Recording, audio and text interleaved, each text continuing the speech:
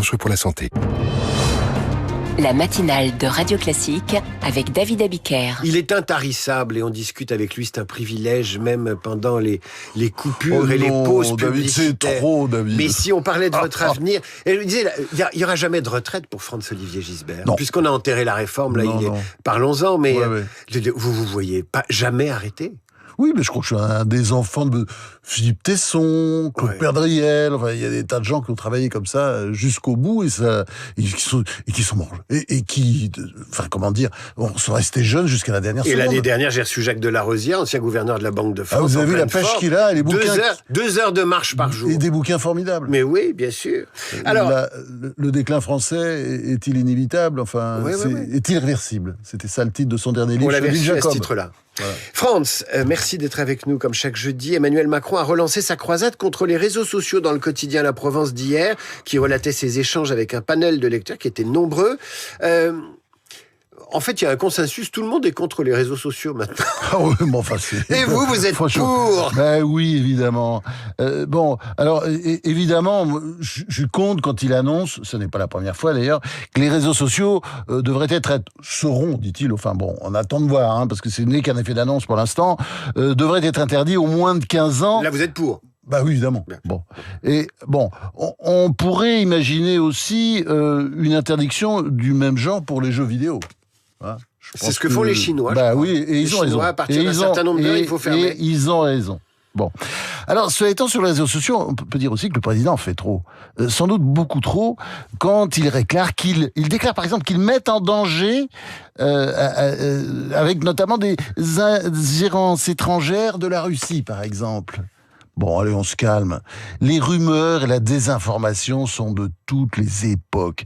L'un de nos grands humoristes nationaux, Michel Audiard, disait « J'ai été ancien combattant, socialiste et bistrot.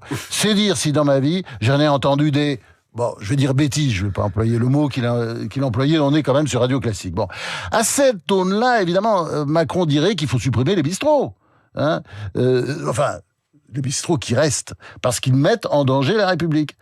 Mais les réseaux sociaux ne peuvent pas être les boucs émissaires de tous nos maux, de tous nos malheurs. Ils sont souvent un complément utile à la presse d'information, à condition de ne pas tout prendre pour argent comptant. Il y a beaucoup de petits malins qui bidonnent et fabriquent des fake news avec des vidéos générées par l'intelligence artificielle, comme l'histoire du faux attentat en France. Du faux coup d'État, pardon. Que nous a raconté Hervé Gattegno, voilà, il y a quelques secondes. Par un jeune, il faut le dire, par un jeune burkinabé peine majeur qui fait ça comme ça pour s'amuser. Pour s'amuser, bon. Mais enfin, ça se voyait un peu qu'il y avait un problème quand on a vu la vidéo, non? Enfin, mais parce que vous êtes un journaliste aguerri. Bon, enfin, bon. Mais vous savez très bien, on est dans une société où tous les consommateurs de vidéos se croient ou se prennent pour des journalistes. Bon, il faut juste apprendre l'esprit critique. Ça, c'est le rôle du gouvernement, dès l'éducation. C'est le rôle de l'éducation nationale. Bon, alors sur les réseaux sociaux, en fait, il y a le meilleur et il y a le pire des vérités qu'on veut nous cacher ou des manipulations pour nous enfumer. C'est à l'utilisateur de vérifier. Mais sans les réseaux sociaux, moi, je n'aurais pas vu, par exemple, ces réactions d'islamistes, réactions joyeuses d'ailleurs, un peu partout en Occident, galvanisées par la tuerie de Sydney. Dimanche dernier, comme il l'avait été d'ailleurs par le méga-pogrom du 7 octobre par le Hamas. Sans les réseaux sociaux, je n'aurais pas d'ailleurs perçu la violence de l'antisémitisme qui se propage partout dans le monde et sur lequel surfe notre chère France insoumise, toujours passionnément antisémite, sans oublier ses épigones escrologistes ou progressistes. Franz, vous évoquiez l'antisémitisme et certaines réactions de joie après les attentats du 7 octobre et après l'attentat australien de Sydney.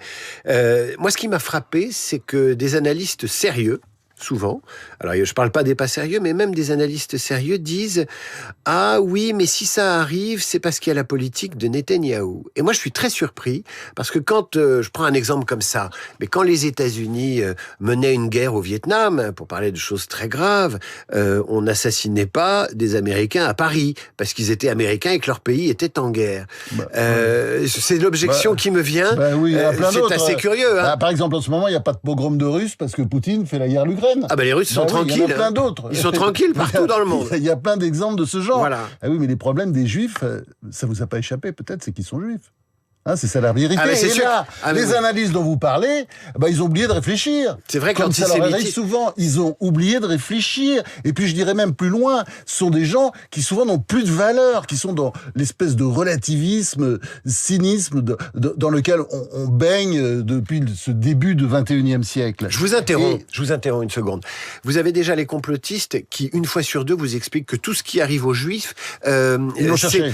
Mais non, c'est pas qu'ils l'ont cherché, c'est organisé par le Mossad. Oui, donc on a déjà cette famille-là. Oui, ça, oui. Donc, et la deuxième famille, c'est maintenant, ça arrive aux Juifs, non pas des Israéliens juifs, mais des ressortissants australiens de confession juive, parce que Netanyahou. Et là, il y a un vrai sujet. Évidemment, parce que ça tient pas debout. C'est absurde. On voit très bien que... D'ailleurs, là-dessus, il y a une réponse. Je peux pas la décrire parce que c'est trop fort et trop violent, mais c'est la une de Charlie Hebdo aujourd'hui. Hein, lisez-la. Non, mais c'est un dessin absolument parlant, qui dit bien ce qu'il veut dire, quoi. Hein, ce sont des gens qui partent à la plage, vous voyez, qui partent armés à la plage pour aller faire quoi ? Bon, devinez. Et c'est vrai, le vrai problème dans tout ça, c'est que les Juifs, ils ont le malheur d'être juifs, d'avoir à répondre toujours des péchés d'Israël. Le Coran ne les aime pas, hein. Enfin, c'est pas le seul. L'extrême droite ne les aime pas. Ça, c'est historique. L'extrême gauche non plus, parce qu'on oublie toujours l'antisémitisme de Jules Guesde, un des fondateurs du Parti socialiste, ou de Georges Jaurès, qui s'est rattrapé après. Mais le Coran ne les aime pas, parce que, par exemple, on est toujours gêné de citer les hadiths. Hein, vous savez ce que ce sont les hadiths ? Ce sont les recueils des dires, faits et gestes du prophète Mahomet. Et puis, on peut dire que c'est le socle, ou plutôt la base théologique de l'islam. Bon, il y a de très beaux hadiths. Il y en a de moins beaux, comme celui-ci qui figure dans le Sahih Muslim, par exemple. L'un des hadiths dont c'est le titre. Alors, je cite, « L'heure ne viendra pas jusqu'à ce que les musulmans combattent les juifs et que les musulmans les tuent, jusqu'à ce que le juif se cache derrière un mur ou un arbre, et le mur et l'arbre diront, « Ô musulmans, ô serviteurs d'Allah, voilà un juif derrière moi, viens et tue-le. » Voilà, ça c'est un hadith et c'est, comment dire, c'est ce que les imams lisent, voilà, ou apprennent. Il y a aussi des références au judaïsme dans la religion musulmane, avec des prophètes communs. Ça, ils le disent aussi. Et je dirais, je suis pas un spécialiste, mais il y a tous les textes religieux, quand ils n'ont pas été mis à jour, et c'est le problème de beaucoup de textes auxquels peuvent se référer certains musulmans, c'est qu'ils ne sont pas à jour. Il y a beaucoup d'archéisme dans les textes anciens. Vous avez raison. C'est le problème, c'est le problème de l'islam, il faut bien dire. C'est le problème d'un certain nombre d'imams. Il faudrait un Vatican II. Littéraux. Il faudrait un Vatican II. On les prend les textes dans leur jus. Et c'est le problème. C'est le problème aussi d'un certain nombre de représentants de cette religion. Bon. Il faudrait un Vatican II. Le problème aujourd'hui, vous l'avez un peu abordé, c'est que le problème aujourd'hui, c'est que tous les antisémitismes convergent. L'antisémitisme islamiste, dont on vient de parler, l'antisémitisme d'extrême droite et l'antisémitisme d'extrême gauche, incarné sans complexe par LFI. Voilà. Et c'est toujours la même histoire. Le fascisme est revenu et il porte le doux visage de l'antifascisme. L'antisémitisme, ça tombe toujours sur les Juifs. Serais-je tenté d'ajouter, France, ce dimanche sera débattue à l'Assemblée populaire algérienne une proposition de loi visant à criminaliser le colonialisme. Quelle réflexion cela vous inspire-t-il moins d'un mois après la libération de Boualem Sansal ? Que l'ignorance en matière historique est aussi grande en Algérie qu'en France. Parce que ce qui est comique dans cette affaire, c'est qu'Alger oublie que la France n'a pas été le seul pays, il s'en faut, à coloniser les régions qui ont fini par former l'Algérie. Qui n'existait pas au départ. À l'origine, l'Algérie était peuplée de Berbères, lesquels sont composés de plusieurs peuples, les Kabyles, bien sûr, mais aussi les Chaouis, les Mozzabites, les Touaregs, et beaucoup d'autres. Et l'Algérie, ce qu'on appellera plus tard l'Algérie, a été romaine avant notre ère, puis d'ailleurs chrétienne à partir du IIe siècle après Jésus-Christ. Les Vandales, venus de Germanie, ont ensuite envahi ce qu'on appelait pas encore l'Algérie, je répète, à partir du 5e siècle, ils ont fondé un royaume. En 533 de notre ère, ce sont les Byzantins qui chassent les Vandales et qui, à leur tour, colonisent la future Algérie. De 641 à 711 de notre ère, ce sont les conquêtes arabes. Et les conquêtes arabes, bon, elles sont violentes, mais elles sont aussi laborieuses.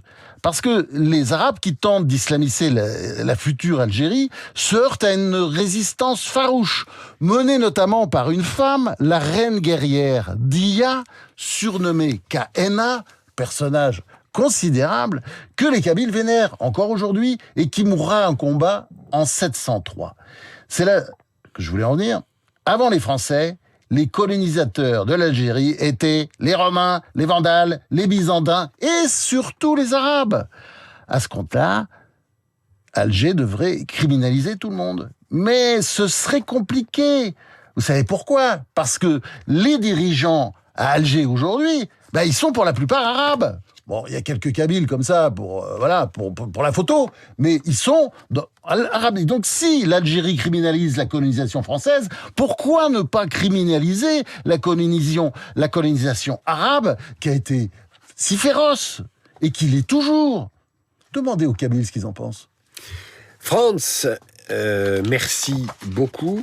Un mot quand même, on est une fois de plus sur la rente mémorielle, mais ça risque pas d'accélérer la visite à Paris du président Tebboune ou d'Emmanuel Macron en Algérie, cette affaire-là. C'est la preuve, si vous voulez, que la diplomatie du paillasson, ça ne marche pas. L'Algérie continue à se faire les pieds sur la France. Mais c'est pas sûr non plus que la diplomatie de la fermeté marcherait. Donc c'est pour ça que ce serait plus intelligent, c'est un message à nos hautes autorités, d'utiliser les deux stratégies en même temps, comme savent le faire un certain nombre de dirigeants dans le monde. Franz, on va se quitter avec les Rolling Stones. C'est aujourd'hui l'anniversaire de Keith Richards et l'annonce d'une nouvelle pas très drôle pour les fans, puisque les Rolling Stones annulent leur tournée pour 2026 à cause de lui. À cause de Keith Richards. Et c'est le meilleur de la bande. Le guitariste fête aujourd'hui ses 81 ans. On écoute un peu de Rolling Stones.